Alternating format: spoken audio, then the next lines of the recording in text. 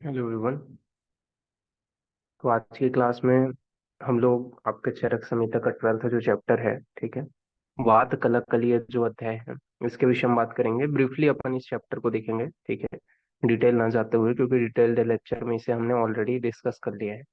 नाम से ही समझ में आ रहा है, वात कला कलिय अध्याय। तो वात से रिलेटेड जो भी वर्णन है वो इस चैप्टर के अंतर्गत आचार्य जो चरक है उन्होंने किए हैं, ठीक है। तो वात कला कलिय अध्याय मतलब, कला मतलब किसको बोलते हैं? गुण को बोलते हैं। और अकला मतलब दोष को बोलते हैं। तो वात अकला कला अकलीय अध्याय, ठीक है। तो वात के गुण और दोषों का जो वर्णन है जिस अध्याय के अंतर्गत किया गया है, वो आपका चैप्टर क्या कहलाएगा? वात कला अकलीय अध्याय, ठीक है। कला मतलब गुण, उसकी क्वालिटीज, और अकला मतलब उसके दोष, ठीक है। स्टार्ट करते हैं। तो इसमें आपके क्या है, वात से रिलेटेड आपका जो क्वेश्चंस हैं, ठीक है, 18 प्रकार के जो प्रश्न हैं वो आपके यहाँ पे आपको देखने को मिलेंगे, ठीक है। और इसके अलावा अपन बात करें तो पित्त, कफ और त्रिदोष, ठीक है, इनसे रिलेटेड भी थोड़ा बहुत जो क्वेश्चंस हैं वो आपको देखने को मिलते हैं। मेनली आपको वात से रिलेटेड जो 8 प्रकार के जो प्रश्न पूछे हैं, ठीक है, भगवान अग्निवेश ने पुनर्वसु आत्रेय से, उससे रिलेटेड जो वर्णन है वो इस चैप्टर के अंतर्गत देखने को मिलते हैं। तो पहले आपके क्या क्वेश्चन पूछे गए हैं, ठीक है, उनके अपन आंसर वगैरह के बारे में बात करते हैं। तो क्या क्या क्वेश्चन थे? तो यहाँ पे बोला गया कि वात के दोषों में प्रधान क्या है, ठीक है। तो वात जो है वो दोषों में प्रधान क्यों है, ये पहला क्वेश्चन अग्निवेश ने पूछा पुनर्वसु पुनर्वसु आत्रेय से। तो वात जो है वो दोष में, जो आपके त्रिदोष पड़ते हैं उसमें प्रधान क्यों है, ठीक है। तो इसके विषय में आपको क्रिया शरीर में भी एक लाइन देखा होगा आपने, पित्त पंगु कप पंगु पंगु मल धात्वा वायु अत्र निर्यते तत्त गच्छति मेधवत, ठीक है, इस प्रकार का श्लोक आपने देखा था। तो उसमें क्या बताया गया था उस श्लोक में कि आपका कप भी पंगु है, पित्त भी पंगु है, लेकिन एकमात्र वात जो है वो पंगु नहीं है, और उसी की वजह से सभी दोषों की गति होती है, ठीक है। तो यहाँ पे आपका वही बोला गया कि वात के अधीन ही सबकी गतियां होती है, ठीक है। तो वात ही जो है आपके सभी को गति प्रदान करेगा, चाहे वो कफ हो चाहे पित्त हो। अतः सर्वप्रथम वात का जो वर्णन है या फिर वात जो है वो प्रधान है। ये आंसर इन्होंने दिए है, ठीक है, पुनर्वसु आत्रेय ने। तो इसको आपको याद रखना है। अगर पूछा जाए कि सभी दोषों में वात दोष ही क्यों प्रधान है, क्वेश्चन अगर आ जाए, तो इसके विषय में वो श्लोक लिख देना, ठीक है, कप पंगु पिंगु पित्त पंगु पंगु मल धात्व या वायु यत्र निरते तत्र गच्छति मेधवत, ठीक है। तो वो वाला श्लोक लिख देना, और ये भी लिख देना, क्योंकि वात ही क्या करता है, आपका कफ भी पंगु है, पित्त भी पंगु है, और वात ही जो है वो क्या है, सभी को गति प्रदान करता है एक स्थान से दूसरे स्थान ले जाने में। इसी वजह से जो वात है उसे सर्वप्रथम वर्णन किया गया है, उसे प्रधान माना गया है। ओके, ये चीज को ध्यान रखना। फिर बोला गया है वायु, उसके बाद में जो 8 प्रकार के क्वेश्चन थे वो वही है कि वायु का क्या गुण होता है। पहला क्वेश्चन क्या था, वायु के कौन से गुण है या क्या गुण है, ठीक है। दूसरा आपका क्वेश्चन किया गया था तो वायु के प्रकोपित होने का कारण क्या है, ठीक है। तीसरा क्वेश्चन था जो प्रकोपित हुआ जो वायु है उसको शांत करने वाला पदार्थ कौन सा है, तो प्रकुपित हुआ वायु को शांत करने वाला पदार्थ कौन सा है। चौथा क्वेश्चन था जब वायु क्या है असंगात हो जाए, असंगात मतलब अमूर्त स्वरूप, अमूर्त रूप में हो, ठीक है, तो क्या है प्रकोप तथा प्रशमन की जो प्रक्रिया है वो कैसी होती है, उसके विषय में फोर्थ क्वेश्चन था। फिर फिफ्थ क्वेश्चन था कि जो प्राकृतिक यानी कि अकुपित शरीरगत जो वायु है उसके क्या फंक्शन है, क्या काम है। इसी प्रकार जो विकृत वायु है, ठीक है, जो प्रकोपित हुई जो वायु है उसका, वायु का कर्म क्या है। और इसी प्रकार प्राकृत यानी कि लोकगत जो आपका प्राकृत वायु है उसका कर्म क्या है, और आपका लोकगत विकृत वायु का कर्म क्या है। तो इस प्रकार से टोटल 8 क्वेश्चन वाद कला कली अध्याय के अंतर्गत वाद से रिलेटेड पूछे गए हैं, ठीक है। तो ये चीज को याद रखना। अब 8 क्वेश्चन इस वजह से ध्यान रखना क्योंकि आपके एग्जाम में पूछा जा सकता है कि वाद से रिलेटेड कितने क्वेश्चन पूछे गए थे, 8 क्वेश्चन यहाँ पे पूछे गए थे, ठीक है।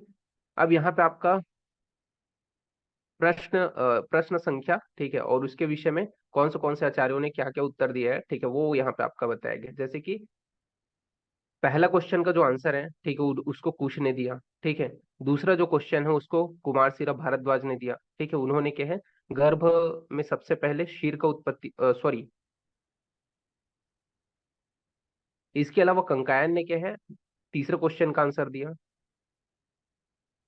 वाडिश ने चौथे क्वेश्चन का आंसर दिया। और पांचवा, छठवां और सातवां और आठवां क्वेश्चन जो है उसका राजर्षि व्यवर्दी ने किया, ठीक है। अब ये आपको ऐसा लगेगा कि भाई ये तो आचार्य जो है वो उन्होंने जो वैद्य हैं, ठीक है, वो उत्तर जो दे रहे हैं, ठीक है, संख्या क्रमांक का, तो ये कैसे दे रहे हैं आचार्य? एक्चुअली में तो पुनर्वसु आत्रेय को आंसर देना चाहिए। तो आप देखोगे संभाषा के विषय मैंने ऑलरेडी पढ़ा दिया है, ठीक है। संभाषा के विषय में, संभाषा क्या होता है, सेमिनार, ठीक है। सेमिनार से संबंधित, सेमिनार मतलब क्या होता है, जहाँ पे आप जो है बहुत सारे विद्वान जन इकट्ठा होते हैं और किसी एक टॉपिक के ऊपर क्या है डिस्कशन करते हैं, दैट इज कॉल्ड संभाषा, ठीक है। तो वहां पे एक टॉपिक के ऊपर तो ये सभी आचार्य वहां पे उपस्थित थे, ठीक है। तो पहला जो क्वेश्चन है उसका आंसर कुछ ने दिया, ठीक है, कि वात के गुण क्या होते हैं। फिर सेकंड क्वेश्चन जो था, ठीक है, उसका जो आंसर है कुमारशिला भारद्वाज ने दिया। और इन्होंने क्या है, जब अपन मासा अनुमासिक पढ़ते हैं तो गर्भ में सबसे पहले सिर की उत्पत्ति होती है, ये कुमारशिला भारद्वाज बोलते हैं, ठीक है। कंकायन ने तीसरे क्वेश्चन का आंसर दिया। चौथे क्वेश्चन का आंसर वड़िस ने दिया, और बाकी आपका 5 से लेकर के 8 तक के जो क्वेश्चन थे उसका आंसर जो है राजर्षि व्यववर्धनी ने दिया, ठीक है। तो ये यहाँ पे आपको याद रखना है। और कंकायन को ही क्या बोला गया है, ये प्रथम यूनानी चिकित्सक थे, ठीक है। तो कंकायन कौन थे, प्रथम यूनानी चिकित्सक। तो इनके विषय में थोड़ा सा याद रखना, क्योंकि संभाषा हो रही है इस वजह से सभी आचार्य यहाँ पे बोलेंगे, ठीक है।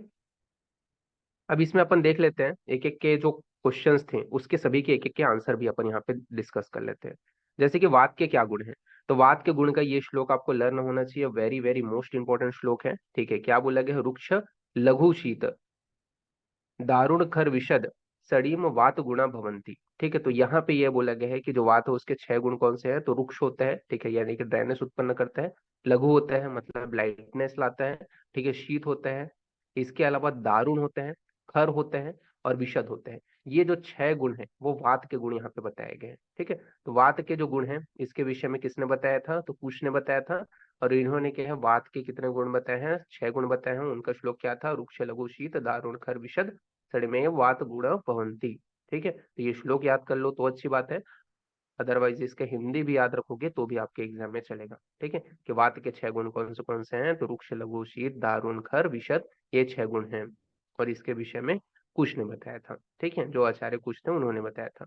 अब चरक जो सूत्र है, ठीक है, उसके प्रथम अध्याय जब अपन पढ़ते हैं तो उसमें न गुण माने गए हैं, ठीक है, सॉरी, तो उनमें क्या है 7 गुण माने गए हैं। कितने गुण माने गए हैं, जब अपन फर्स्ट चैप्टर पढ़ते हैं चरक के सूत्र स्थान के, तो वहां पे वात के कितने गुण बताए गए, 7 गुण बताए गए हैं, ठीक है। उन्होंने क्या है दारुण की जगह ये जो दारुण गुण यहाँ पे आपका बताया गया है, ठीक है, इसको न बताते हुए 2 गुण बताया है, सूक्ष्म और चल गुण, ठीक है। तो सूक्ष्म चल ये 2 गुण बताए हैं। तो उसमें आपका श्लोक क्या आता है, रुक्ष शीत लघु सूक्ष्म चल विशद खरा, ऐसा श्लोक आता है, ठीक है। तो ये चीज याद रखना कि प्रथम अगर चैप्टर के अनुसार पूछा जाए, अगर एग्जाम में क्वेश्चन ऐसा भी आ सकता है, अब जैसे कि आप नेक्स्ट एग्जाम फाइट ही करोगे, ठीक है, तो एग्जाम में क्वेश्चन ऐसा पूछा जा सकता है और पूछा जाता भी है कि चरक के सूत्र स्थान के प्रथम अध्याय के अनुसार वात के गुण कितने हैं, या कौन कितने गुण बताए गए हैं, 7 गुण बताए गए हैं, कौन सा गुण नहीं माना है, ठीक है, तो दारुण गुण। इसके अलावा ऐसा भी क्वेश्चन पूछा जाता है कि वात कलाकली अध्याय में वात के कितने गुणों का वर्णन किया गया है, ठीक है। तो याद रखना दारुण गुण को यहाँ पे बताया गया है, सूक्ष्म चल गुण का वर्णन नहीं किया गया, ठीक है। तो ये विशेष रूप से ध्यान रखना, इस प्रकार के क्वेश्चंस एमसीक्यू बेस्ड पैटर्न पे अगर बहुत ज्यादा टफ सेलेक्ट करना हो, ठीक है, स्पेशली जब आप यूजी के बाद में कंप्लीट होने के बाद पीजी लेवल के एग्जाम वगैरह फाइट करोगे, या फिर आप इन फ्यूचर जाकर के एमओ वगैरह के एग्जाम दोगे, तो उसके लिए इस प्रकार के क्वेश्चंस अराइज होते हैं, तो ये चीज को ध्यान रखना स्पेशली नेक्स्ट के लिए। सेकंड जो क्वेश्चन है वो यहाँ पे आपका पूछा गया था कि वात प्रकोप के कारण कौन से हैं, तो जो वात प्रकोपित होता है उसके कौन से कारण है, उसके विषय में यहाँ पे बताया गया है। तो यहाँ पे आपके 6 गुण युक्त द्रव्यों के सेवन से और इसी प्रकार के प्रभाव वाले कर्मों के अभ्यास करने से शरीर में वात का प्रकोप होता है। मतलब ये जो 6 गुण है, ठीक है, अपन लोगों ने जो ऊपर में पढ़ा रुक्ष शीत, ठीक है, सूक्ष्म चल, तो ये जो 6 गुण आपके देखे अपन लोगों ने दारुण वगैरह, तो ये जो 6 गुण हैं, ठीक है, इनके अगर आप अत्यधिक मात्रा में सेवन करते हो, ऐसे पदार्थ का सेवन करते हो जिनमें ये गुण बहुत ज्यादा मात्रा में है, तो क्या होगा, आपका वात बढ़ेगा, यानी कि वात प्रकोपित होगा। समान गुण का अभ्यास कराना धातुओं की वृद्धि का कारण होता है। तो समान जो गुण है उसका अपन लगातार जब अभ्यास करते हैं तो क्या है, धातुओं का वृद्धि का कारण होता है, ठीक है। ये जो आंसर है वो किसने दिया, तो कुमारशिला भारद्वाज ने दिया। तो ये चीज याद रखना कि 6 गुण युक्त जो द्रव्य होते हैं उनका सेवन करने से और इसी प्रकार के प्रभाव वाले कर्म के अभ्यास करने से शरीर में जो है वात गुण की अधिकता होती है, 6 गुण। तो हमने जो गुण पढ़े वात के, वो 6 गुण यहाँ पे आपके बताए गए हैं, ठीक है। तो इसको आपको याद रख।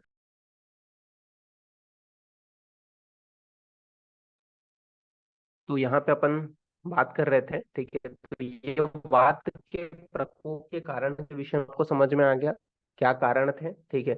इसके विषय में आंसर क्या बताया गया, तो 6 गुण का अगर आप अभ्यास करते हो, यानी कि लगातार आप सेवन करते हो, तो धातुओं में वात प्रकोपित होगा, ठीक है, बढ़ेगा। ये कुमारशिला भारद्वाज ने आंसर दिया।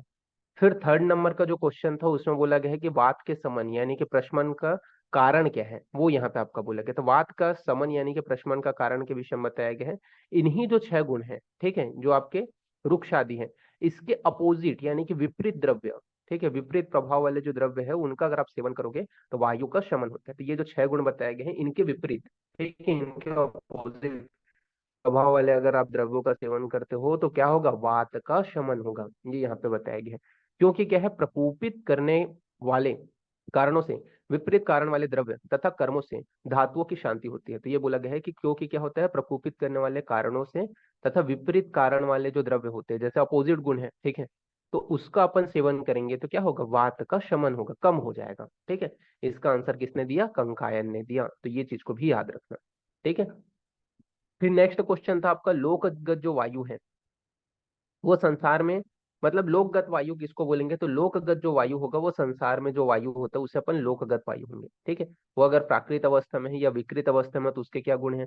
इसी प्रकार जो शरीरगत वायु है जो बॉडी के अंतर्गत है, ठीक है, वो आपके प्राकृत अवस्था में और विकृत अवस्था में तो उसके क्या क्या जो है, कौन से कर्म को करेंगे उसके विषय में अपन यहाँ पे अपन आगे पढ़ते हैं। ठीक है, तो इसके बाद में नेक्स्ट जो क्वेश्चन था वो आपका क्वेश्चन था फोर्थ नंबर का। ठीक है, क्या क्वेश्चन था यहाँ पे आपका, असंघात यानी कि अमूर्तवाद के प्रकोप तथा प्रशमन की प्रक्रिया कैसी होती है। ठीक है, तो जो असंघात, असंघात मतलब जो स्वरूपहीन है, ठीक है, इस प्रकार के वात के प्रकोप और प्रशमन की जो प्रोसीजर है वो कैसा होता है, वो यहाँ पे आपका बताया गया है। तो वात प्रकोपित कैसा होता है, तो उसको आप फ्लो चार्ट में समझ सकते हो। फ्लो चार्ट में कैसा है कि जो वात है वो, वात प्रकोपक जो द्रव्य है, वात प्रकोपक द्रव्य मतलब कहने का मतलब जो वात को बढ़ाए, तो उनमें कौन सी क्वालिटी होगी, तो रुक्षता हो गई, लघुता होगी, शीतलता होगी। जो 6 गुण हमने देखा, कठोरता हो गया, खर हो गया, विषद हो गया, ये 6 गुण को उत्पन्न करेगा। ठीक है, वात प्रकोपक जो द्रव्य अगर आप सेवन करोगे, जो हमने वात के 6 गुण पढ़े उनसे युक्त होगा वो द्रव्य जो है, ठीक है, और वो शरीर में क्या है, रुक्षता यानी कि ड्राइनेस, ठीक है, लघुता मतलब लाइटनेस, शीतलता, ठीक है, यानी कोल्डनेस, ठीक है, कठोरता यानी कि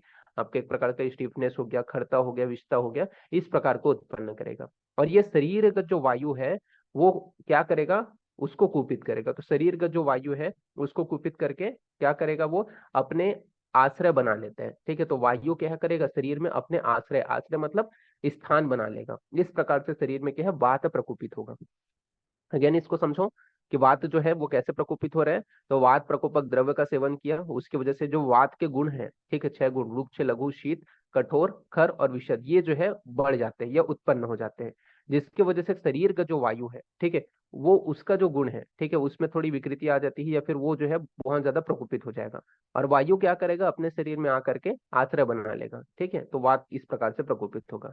जबकि अगर समन करना है तो इसके ऑपोजिट, जैसे कि रुक्ष का उल्टा क्या होगा, ड्राइनेस का उल्टा क्या है, स्निग्ध मतलब लुब्रिकेटेड। ठीक है, लघु का उल्टा क्या हो जाएगा, शीतल, ठीक है, सॉरी गुरु यानी कि हैवीनेस, शीतल का उल्टा उष्ण, ठीक है, कठोर का उल्टा संलक्षण, खरता का उल्टा क्या है, मृदु यानी कि सॉफ्ट, ठीक है, विषद का उल्टा पिच्छल। तो ये अपोजिट गुण वाले हैं। तो वात शामक द्रव्य का अगर आप सेवन करोगे यानी कि अपोजिट गुण वाले, इसके विपरीत गुण वाले द्रव्य का जब आप सेवन करोगे तो क्या होगा, शरीर में स्निग्धता, गुरुता, उष्णता, संलक्षणता, मृदुता, पिच्छलता आदि गुण उत्पन्न होंगे। और इनसे क्या होगा, शरीर के, मतलब ये जो गुण है वो शरीर से युक्त होकर के अपना जो आश्रय है, ठीक है, अब ये क्या है, शरीर से युक्त हो गए तो क्या होगा, जो वात हमारे शरीर में बढ़ा हुआ था, ठीक है, तो वो अपने आश्रय को छोड़ेगा इन गुण के कारण, और क्या होगा, वात का समन हो जाएगा यानी कि वात कम हो जाएगा।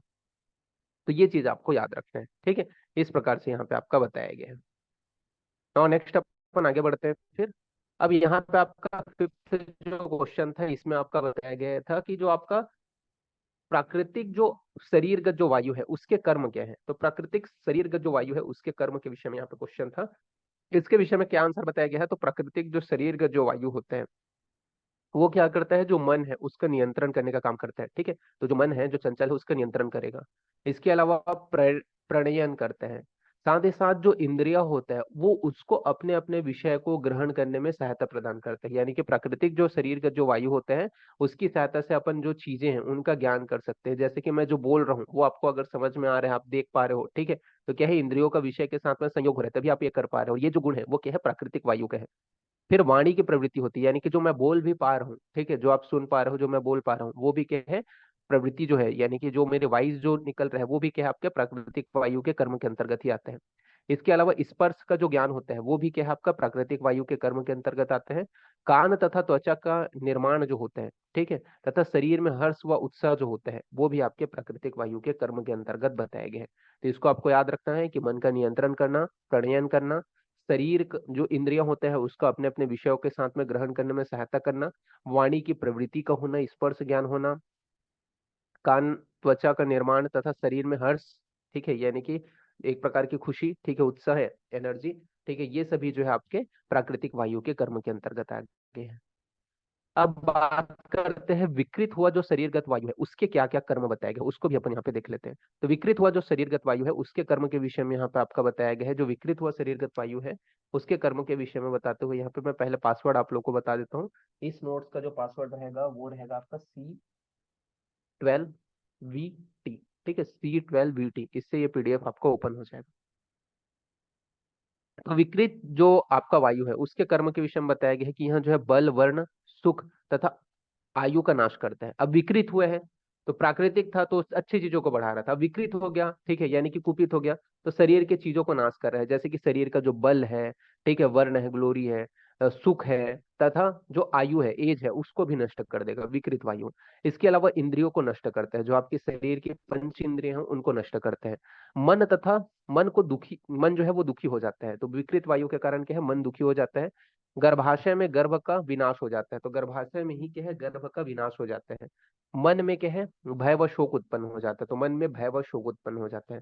तो विकृत या कुपित जो वायु है उसके कर्म में बताया गया है कि बल, वर्ण, ठीक है, सुख तथा आयु का नाश हो जाना, इंद्रियों का विनाश हो जाना, मन जो है वो दुखी रह जाएगा, विकृत वायु अगर उत्पन्न है, ठीक है, शरीर में अगर हो गया है तो, ठीक है, उसके कर्म के अंतर्गत साथ ही साथ गर्भाशय यानी कि जो आपका गर्भ है, ठीक है, जो गर्भाशय में गर्भ स्थित होता है उसका भी विनाश करेगा, मन में भय उत्पन्न करेगा और शोक को उत्पन्न करेगा। ये विकृत वायु के कर्म बताए गए, ठीक है। और नेक्स्ट अपन आगे बढ़ते हैं।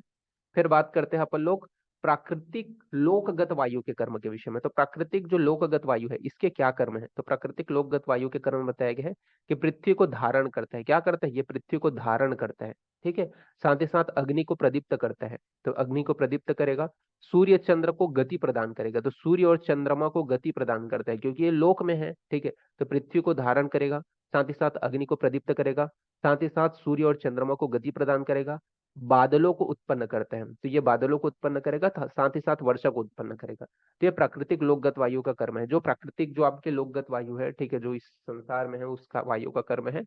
तो आपका पृथ्वी का धारण करना, अग्नि को प्रदीप्त करना, सूर्य चंद्र को गति प्रदान करना, बादलों को उत्पन्न करना, वर्षा को उत्पन्न करना, ये सभी यहाँ पे आपके बताए गए हैं, तो इसको आपको ध्यान रखना है। फिर बात करते हैं विकृत, यानी कि जो कुपित जो लोकगत वायु है उसके कर्म के विषय में बताया गया है। तो ये पहाड़ को तोड़ता है, ठीक है, तो पहाड़ों को तोड़ने का काम करता है।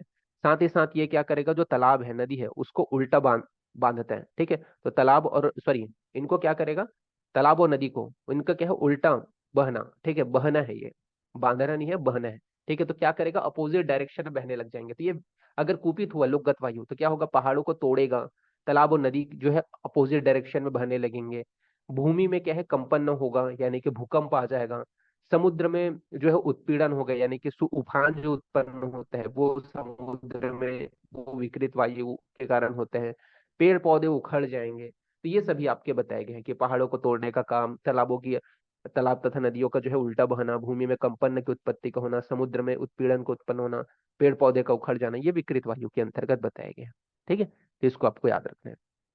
ओके, तो ये विशेष रूप से ध्यान दे रहे हैं क्या क्या चीजें यहाँ पे आपका बताया गया है। फिर इसके बाद में कुछ जो है जैसे कि वात के विषय में किसने बताया है, तो आयुर्वेद ने बताया है, ठीक है, पित्त के विषय में मरीचि ने बताया और कफ के विषय में काप्य ने बताया है, ठीक है, तो ये आचार्य हैं जिन्होंने वात, पित्त और कफ के विषय में बताया है। तो ये चीज को भी याद रखना है कि आयुर्वेद ने, ठीक है, वात के विषय में, पित्त के विषय में मरीचि ने और कफ के विषय में काप्य ने बताया है। पर्याय, कुछ के पर्याय भी आपको याद रखना है, ठीक है, जो श्लोक्स में आपको देखने को मिलेगा, जैसे कि भगवान जो है वो आपका किसके लिए आपको देखने को मिलता है, तो अदिति के लिए आपको जो है भगवान पर्याय देखने को मिलते हैं। मृत्यु जो है वो आपका विश्वकर्मा का पर्याय है, ठीक है।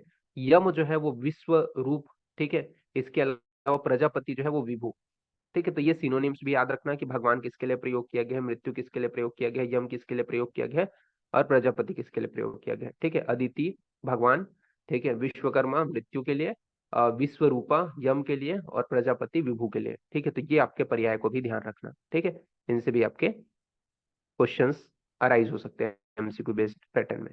फिर प्रकृति एवं विकृति, जो आपके पित्त है, ठीक है, जो प्राकृतिक एवं विकृत जो पित्त है उसका शरीर में क्या कर्तव्य है उसके विषय में अपन थोड़ा सा देख लेते हैं। तो यहाँ पे बोला गया है कि मरीचि ने कहा है कि शरीर में पित्त के अंतर्गत रहने वाले अग्नि ही कुपित तथा अकुपित होकर के शरीर में शुभ व अशुभ कार्य को करते हैं।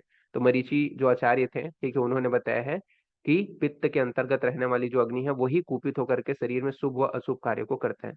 जैसे कि अगर बात करें प्राकृतिक जो कार्य है उसके अंतर्गत अपन जो पित्त है उसके कारण क्या कर सकते हैं, आलोचक पित्त के कारण नेत्र से देख सकते हैं। ठीक है, इसके अलावा अन्न का पाचन होता है पित्त के कारण ही। हमारी जो त्वचा है, ठीक है, उसका जो वर्ण है वो भी क्या है, प्राकृतिक जो वर्ण है वो भी पित्त के कारण है। सॉरी, यानी कि पराक्रम भी पित्त के कारण ही उत्पन्न होते हैं। ठीक है, तापमान जो ठीक रहता है वो भी पित्त के ही गुण है। और जो हर्ष रहता है, प्रसन्नता होती है, ये भी पित्त के ही कर्म के अंतर्गत आते हैं। तो प्राकृतिक जो आपके पित्त है उसके काम के अंतर्गत या उसके कर्म के अंतर्गत नेत्र से देखना, ठीक है, भोजन का पचना, प्राकृतिक वर्ण का होना, शौर्य का होना, तापमान का ठीक होना तथा हर्ष की उत्पत्ति होना, ये आ जाएगा। जबकि यही पित्त अगर प्रकोपित हो जाएगा तो अपोजिट लक्षण दिखाई देगा, जैसे कि देखने का काम कर रहा है तो नहीं देख पाएगा जो व्यक्ति है वो, विकृत कुपित जो पित्त है उसके कारण। ठीक है, अन्न का पाचन नहीं हो पाएगा, वर्ण में विकृति देखने को मिलेगा। ठीक है, भयभीत हो जाएगा, तापमान को सहन नहीं कर पाएगा और क्रोध हो जाएगा। ठीक है, तो ये क्या है, अगर विकृत हुआ तो इसके अपोजिट जो लक्षण है वो आपको देखने को मिलेंगे, तो इसको आपको ध्यान रखना है। ओके, नाउ नेक्स्ट अपन आगे बढ़ते हैं। फिर यहाँ पे अपन बात करते हैं प्राकृतिक और विकृतिक कफ के कर्म के विषय में। तो प्राकृतिक और वैकृतिक जो कफ है उसके कर्म के विषय में भी यहाँ पे अपन देख लेते हो। तो इसके विषय में काव्याचार्य ने बताया था, और इन्होंने क्या बताया है, तो इन्होंने बोला है कि कफ के अंतर्गत रहने वाला जो आपका सोम होता है, ठीक है, वही क्या है, कुपित व अकुपित रह करके शरीर में शुभ व अशुभ कर्म को करता है। तो कफ के अंतर्गत रहने वाला जो सोम होता है वही शरीर में कुपित व अकुपित होकर के शरीर में क्या है, शुभ व अशुभ कार्य को करता है। तो प्राकृतिक अवस्था में और विकृत अवस्था में क्या क्या कर्म को करेगा वो अपन देख लेते हैं। जैसे कि प्राकृतिक में रहा, ठीक है, यानी कि अकुपित रहा, ठीक है, तो उस संबंध में अगर देखें तो कफ जो है वो शरीर में दृढ़ता लाएगा, ठीक है, स्टेबिलिटी लाता है, ठीक है, मतलब कठोरता एक हिसाब से ऐसा बोल सकते हो। तो दृढ़ता लाएगा, स्थिरता एक हिसाब से बोल सकते हैं। शरीर में क्या है, मोटापन लाता है। ठीक है, इसके अलावा उत्साह लाएगा, यानी कि काम के प्रति उत्साह लाएगा। वृषता यानी कि मैथुन क्रिया की शक्ति को उत्पन्न करेगा। विषयों का जो है ज्ञान वो भी आपके क्या है, प्राकृतिक कफ के कर्म के अंतर्गत बताया गया है। और बुद्धि, यह जो कर्म है करना, ठीक है, तो ये क्या है, प्राकृतिक कफ के अंतर्गत बताया गया कि शरीर में दृढ़ता का होना, शरीर में मोटापा का होना, उत्साह का होना, वृषता का होना, विषयों का ज्ञान होना, बुद्धि, ठीक है, ये सभी आपका प्राकृतिक कफ के कर्म है। फिर विकृत जो कफ है इसके कर्म क्या है, तो शरीर में शिथिलता को उत्पत्ति होना, कार्य मतलब शरीर में दुर्बलता की उत्पत्ति होना, जैसे मोटापा का उल्टा दुबलापन। ठीक है, उत्साह है तो इसको अपोजिट आलस्य यानी कि लेजी हो जाना। ठीक है, ये विकृत कफ का कर्म हो गया। वृषयता यानी कि मैथुन कर्म की शक्ति को अपोजिट क्या हो जाएगा, नपुंसकता। ठीक है, तो ये विकृत कफ का कर्म है। इसके अलावा विज्ञान हो रहा था, विषयों का ज्ञान हो रहा था, उसके अपोजिट क्या हो जाएगा, अज्ञान, तो ये विकृत कफ का कर्म है। ठीक है, इसके अलावा मोह यानी कि बुद्धि का ठीक न होना, ये सभी आपके क्या है, विकृत कफ का कर्म बताया गया। तो शिथिलता, काशरता, आलस्यता, नपुंसकता, अज्ञान और मोह, 30 प्रकार का जो वर्णन है वो यहाँ पे आपका किया गया है। 30 प्रकार से ये आपका जो चैप्टर है, चैप्टर नंबर 12 है, ठीक है, वो भी यहाँ पे आपका फिनिश होता है। ठीक है, नेक्स्ट जो क्लास होगा इसमें, अब ये तो आपका लगभग लगभग सिलेबस कंप्लीट हो गया। ठीक है, संहिता अध्ययन के जो भी ब्रीफ पॉइंट थे, जितने भी मैंने लेक्चर्स लिए हैं, अगर आप उसको प्रॉपर पढ़ते हो, ठीक है, तो आपका आसानी से फर्स्ट ईयर क्लियर हो जाएगा आराम से।